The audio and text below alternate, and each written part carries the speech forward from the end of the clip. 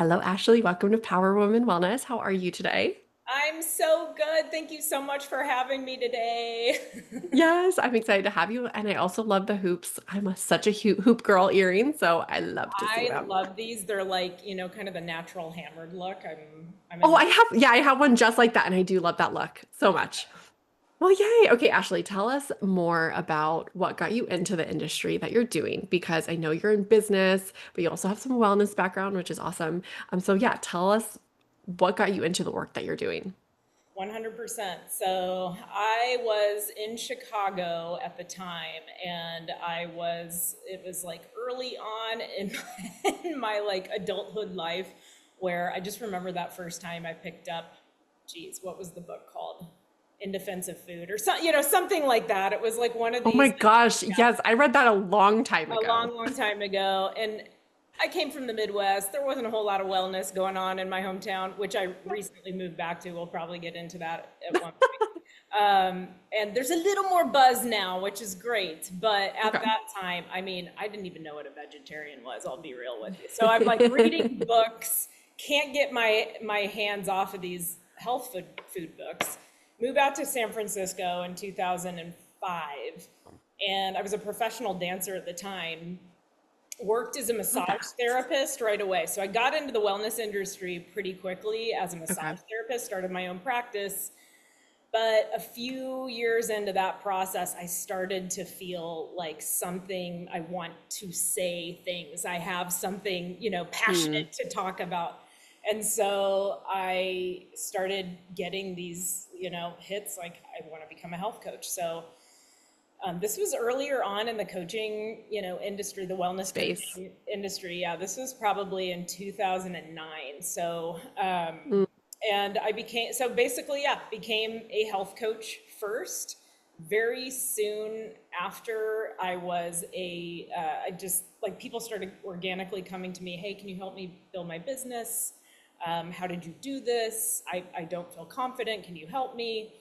And it very quickly shifted into business and leadership coaching for women entrepreneurs, primarily in the holistic and creative industries. But that wellness piece has been there all along. And so, kind of Yeah. twofold, like what inspired me to become a health coach. I remember, I think we sent this to you earlier, was I was diagnosed with hereditary gallbladder disease when I was 29. Oh Started my having my first gosh. attacks. Had no idea what was going on, and my mom was like, "Oh, girl, you having a gallbladder attack?" And so her mom, her Wow. sister, her, every kind of women on that line, which is interesting too, because this totally ties in with the entrepreneurial journey on that line. Um, so they all had gallbladder issues at a young age, right? And Yeah. at there was one moment after my seventh attack that I was like, I don't know what to do here. So I went to the doctor, How painful. was on the table at San Francisco General Hospital, and my now husband, whom we were dating for a couple of months, flew out for the surgery, and I Oh was my laying gosh. there and I go, I can't do this right now. Like, I don't, this doesn't feel in alignment for me to do right now. And so we Like a have, relationship or the surgery? no, we went in that path. We went on that path, but the surgery. So Okay, I'm okay. literally on the table to get this gallbladder taken out of me.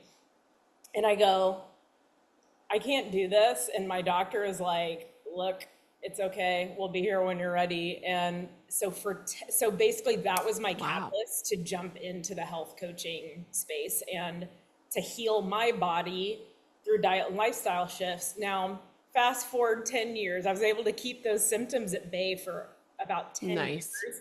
Then I had a kid. Postpartum definitely exacerbates gallbladder stuff, and it got to Yeah. the point where it just couldn't stay any longer. So Yeah. I Yeah. did finally let go and release that organ, but that really put me on the path to that kind of Questioning. wellness Yeah. industry. Yeah. Yeah. And then the other thing about that line of women, so my mom and her sister were all entrepreneurs as well, and Oh. their mother, uh, her Her husband died 2 days before her first child was born. Oh my gosh. So here she is in the 40s as a single mother, new mother, not knowing what the hell to do. And okay, I'm gonna go put myself back into school, I guess, and become an optometrist like my husband was and reopen his practice in a male dominated field in the 40s. And she was one of the first females to fit for contact lenses in the US. So she was really that. So, and then my mother became an entrepreneur and my sister became an entrepreneur, So and it literally runs in your family. it runs in the blood. And so I think, again, Love. that was part of the reason why people started to organically come to me for that business and leadership health.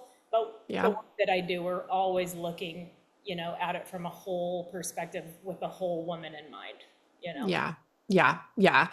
In your early years and even current, where do you feel like women entrepreneurs need the most help? I What do mean, you see the biggest problem? letting go and doing not doing it themselves, they need to get into the lane of Mm, support that they want to create, right? So if they're seeing a model that they want to emulate and it's like getting the coaching support. How do we why do we feel like we can't get the support? Because it's systemically baked in us that we have to be the doers and the givers and yeah. the holding, space holders, and not be on Hmm. the receiving end. And so there's all of that, like, oh, I can figure this out, I can DIY it, I can do it, I can be scrappy, X, Y, and Z. But for me, the biggest shift happened, which I tried to do that too for about 9 to 10 months in that coaching path. And then I just realized this is ridiculous. Like, I'm a hamster on a hamster wheel. I don't know what I'm doing. I've never gone to business school, even though I ran a massage Yeah, practice before. It was like I could only scale to a certain level, and for so sure. once I hired a coach, everything shifted. So I feel like it, and then, yeah, so there's that piece. And then there's just getting yourself into the frequency of the bigger picture visionary thinker that is up leveled by the other people in her sphere. So, for me, True. I do, I do a lot of, so I've led 15 masterminds. We have our 16th coming up this fall called the Unleash Mastermind. And Amazing. there's like, I've led, retreat leading is my jam. Like, I've led over 100 retreats and just bringing community together of women, change makers. To me, that's where the greatest like expansion Yeah. happens. And especially we're in a digital age, right? So if we can create spaces where we're in real time, in real life with people, but then also being able to connect on, the Zoom platforms and phone coaching and the X, Y, and Z, then we can look at it from this, again, holistic perspective. I mean, I definitely think the in-person stuff is coming back for sure. I mean, I think COVID, and I'm like an introvert homebody. So like I was thriving in my COVID era, okay? My husband dying, me thriving. And I even, well, even before COVID, everyone, I think virtual is just people are wanting to do it. It was easy, right? And then I feel like I am seeing a shift now where more conferences, people are looking for conferences and retreats and like all these things that like you go to in person. There is definitely a different type of magic when it comes to that for sure. Yeah. 100%. So I love This that you do that. activation energy that can only, I feel like, get sparked in those Yeah. spaces. Yeah. Yes, for sure. And I know that, so that's interesting to know. I would say that is something that I see too. And some as a company that's like bootstrapped it and stuff, when especially in the beginning, you just kind of have to do it all because you don't have that income to hire out yet. But we definitely have to know when that threshold is of like when we have to. And a lot of things, whether it's hiring coaches, hiring employees, so much of that, from my experience, have been such like it's a leap of faith. You just kind of do it, and then like it really does fall into place. At least that's been my experience. Yeah. Well, um, it's like the universe hears you when you take yeah, that step seriously, right? And the first time I made that investment, I had no money. I was swimming in credit card yeah. debt. I hate, and everyone's got their own Story, yeah, process around it, but I don't believe that all debt is created equal. When we're making an investment in our business and we're transforming the trajectory of the rest of our lives, it's worth yeah, making that financial energetic investment of up Yeah. leveling, right? And again, getting yourself in the model, learning that which you don't know, taking in those new structures and sales pathway systems that like you just, I wouldn't know at all if I hadn't made Yeah. those investments, right? And I was like, okay, I'm going to make this multi-thousand-dollar investment, and I'm going to make this investment back in 1 month, and just getting really serious about, Yeah. and lo and behold, like through the tools that I learned in that program, created this offering. Someone randomly saw my stuff, said, hey, I want to sign up for that new private offering, paid in full. It was the exact amount that I invested a month to the day. So it's like, Wow. it's just like those kind of things that it's like, Yes. let's go. And the universe hears that. Yes, I And agree. And I think we just show up differently, right? And so that's where it's like, it's always kind of like a leap of faith, but you just know that like when you invest it, you are, yes, I would say you're definitely putting that seed out into the world. But I think we also, when we invest in things, I think we're like, oh, we're invested. Like I just invested all this money. I better like make it worth it. let's make it. And so I think we just, yeah, energetically show up differently for sure. I know that you love helping women buy back their time. Um, I know that's a fear sometimes of the idea of slowing down or having more time. They're like, I may lose momentum in like my business. So how do you help people buy back their time without losing that momentum? And I think like honestly, that's not losing, but I'll let you answer it. Well, I mean, it's twofold or multifold, right? So Right. number one, so with the Unleash Mastermind that I'm alluding to, that program, and it's in its sixth iteration, it is supporting women on how to scale and leverage from a one-on-one to dollars per hour perspective of their work to experiential groups, their signature Yeah. group programming retreats and events that can scale and create a viable model that can help us to move to 6, 7 figures. Now, when you learn that model, you adopt that model and you start doing group work. And again, you get to bring in all of your unique brilliance. So it really feels like an authentic representation of yourself. It's not just like, ooh, it's this cookie cutter, framework that I'm swiping Yeah. from someone else. Like we teach you how to bring all of your strengths and skills together to create cohesive offerings, and learn how to create safe and strong communities and containers, and strong leadership and facilitation skills, as well as the marketing stuff, as well as the energetic hygiene stuff, which is a huge kind of piece of my work, is making sure that we're grounding, managing, and clearing our energetics before, during, and after our Hmm. facilitation, to avoid taking on energy and from others and burning out. We can talk about that more later, but through scaling into the group work, I mean, that's when I went from, I doubled, tripled my income at that point. And honestly, the sky's the limit, because you can refine that model and learn new skills to help you to expand into bigger numbers too, and it's I love so, that. there's that. And in that process, not only did I expand my income and revenue and earning potential, but I was able to buy back hours upon hours upon hours of my time, because I'm scaling the model into a space where it's a one-to-many situation versus a one-to-one situation, right? Yeah. And so we can actually scale and leverage. And plus, people thrive on community. If COVID taught us anything, even if we're Yeah. introverts, which I'm an extroverted introvert, so I like to spend a lot of time by myself, but I also like to be out in public and do the things and have the conversations and be in community. And I know that that's where so much of the magic happens. We don't feel alone in that space. Yeah. And so, but yeah, that was an opportunity where I reclaimed, like, I went from working 60 plus hours a week to one of my biggest revenue years being right after I had my kiddo, had 15 hours to work with, and we doubled our income that year.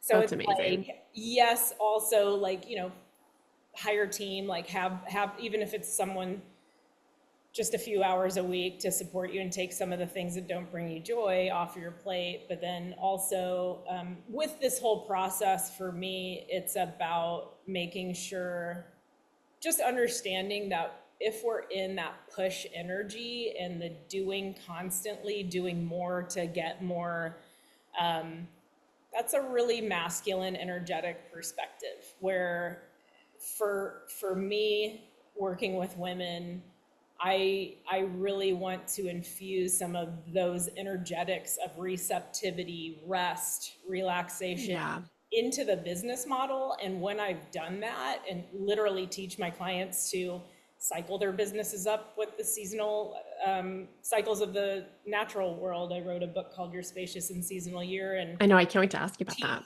teach things that are all about how to work with nature in order to actually expand our business. But there's a different frequency that happens when we start to work with that. And so we reclaim our time, we become less stressed, we become really embodied, Hmm. and we're able to scale from that space. But I get it, it's completely counterintuitive to what we've been taught in our society and hustle Yeah. culture. And but from my experience, when you adopt this, that's when the magic happens. So Oh yeah. Oh yeah, for sure. And I do love that you bring in a little like woo to it. Do you ever have women that are resistant to it at first and they're like, amazing? Or do you feel like most people that like end up going like working with you and doing these retreats, like they love the woo, like from the start? let me tell you, I'm from the Midwest. So when I first moved out to San Francisco, I was Very like, different. what are you guys doing? Like you're chanting and I don't even know what you're talking about, like in a yoga class. And um, I, I do try and meet people, from Hmm. a place of ground. And yeah, sure, people are going to have resistance, and I'm not going to be the right fit for everybody in Yeah, that. yeah, yeah. And we can woo it up and woo it back as much as we want to, right? But yeah, I mean, I think a lot I love that. of the practices that feel like they're in that woo space, it's just stuff again that has been a part of our process as humans for millennia Yeah. that has then gotten like ex-nayed and Yeah. shunned out. And we're in a period of reclamation, of understanding that we can live in harmony with both practicality, practical action, and also like woo manifestation magic energy, right? So and again, it's a balance between masculine and feminine. Yeah. So for me, it's like really kind of a reclamation space. And I feel like, yeah, sure, people will have resistance to that. And it is, I think, when people start to open up, I think a lot of times people have resistance because they're not being They off. just don't know. They don't, well, there's no context, right? So for me, Yeah. I was in that yoga studio and I'm like, why are we chanting? Like, I don't understand, because no one's spelling it out. No one's talking about it. But if we can approach it from like hey, if you're new here and this is new for you, we get a little woo woo in this joint, and this is why specifically, right? So I think it just comes like setting the context, and then Yeah. people open up to it, and it changes their lives. Yeah, yeah, for sure. And tell us more, because you did just slightly mention it, but I want to hear more about your book. It's called Your Spacious and Seasonal Year. So tell me, like, why did you write it? What is it all about? And then also give us a little BTS of like what that looks like, because I know that's usually on people's bucket list of wanting to like write a book of like what they're an expert in. So I always hear that writing a book is like the hardest thing you'll do. Would you agree? Well, to be honest, no. Nice. Okay, love to hear that. Yeah. So this book in particular was inspired by a women's circle that I led 6 years prior to that. So a lot of the Okay. content already existed. It's called Your Spacious and Seasonal Year, and it cycles around with the cycles of the natural world. And so we talk about the solstices, the equinoxes, and then like these halfway points. One um, of depending on this airing, we're kind of moving into that era time of Halloween, um, which is the exact halfway point between the fall equinox and the winter solstice, Mm, right? So okay. there's this kind of starting to move into the darker periods of the year. And so in the book, at that moment, I start to talk about preparing yourself for winter and going into getting yourself like into this cozy space. Some of you may have heard the term, I think it's hygge.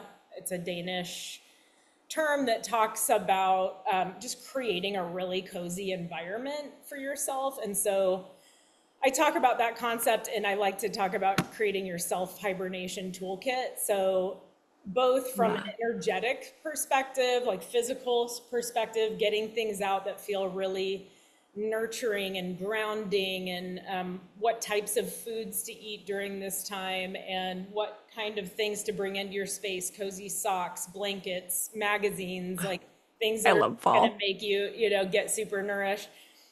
But also we look at it from a business perspective as well. So what are the projects that I need to complete so that, and I take a year-long sabbatical in winter and summer. I'm sorry, a Mm. month-long sabbatical in winter and summer. I'm about to say, wait, is that the whole Yeah, year? not a year-long, a month-long sabbatical in winter and summer. So I have to really look strategically at this and go, okay, Yeah. what are the projects that need to get tucked in and, kind of completed before I can go into that space of like full check-in, which winter solstice is really about checking in, going inward, hibernating, and then summer is really about checking out, playful energy, and that's why I'm like, I led a retreat in France this past Oh my summer. gosh, beautiful. And so, yeah, it's just playing with the cycles and the rhythms of the natural world in relation to your personal life, but also you can apply it to your business.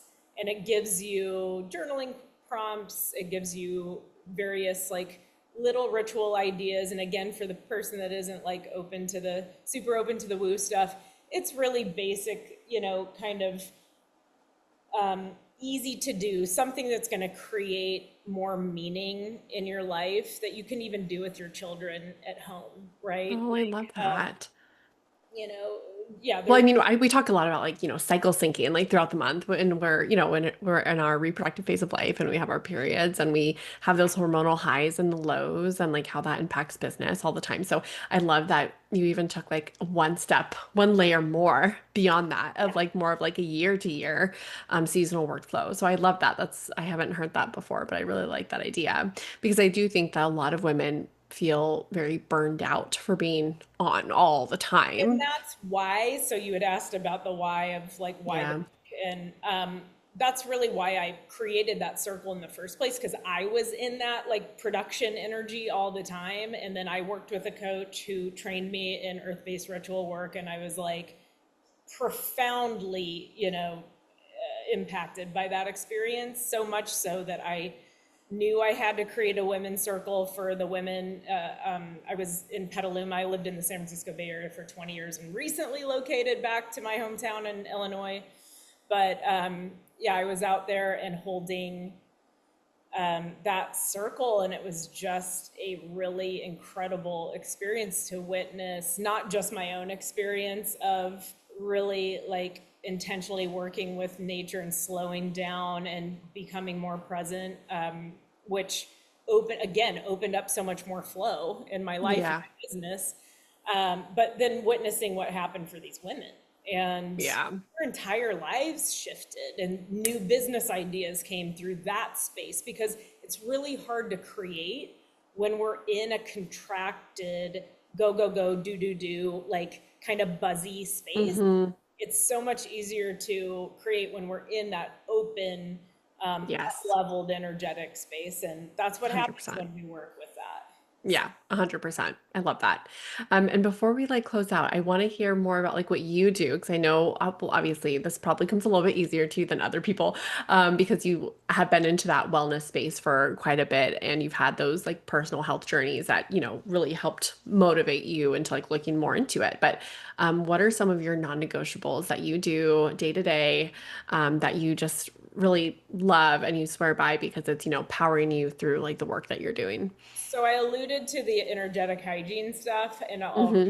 remind you, there's a whole module in the Unleash Mastermind where we talk about energetic hygiene. And so it was originally created for before, during, and after kind of facilitating an event, but it can be applied to your everyday life.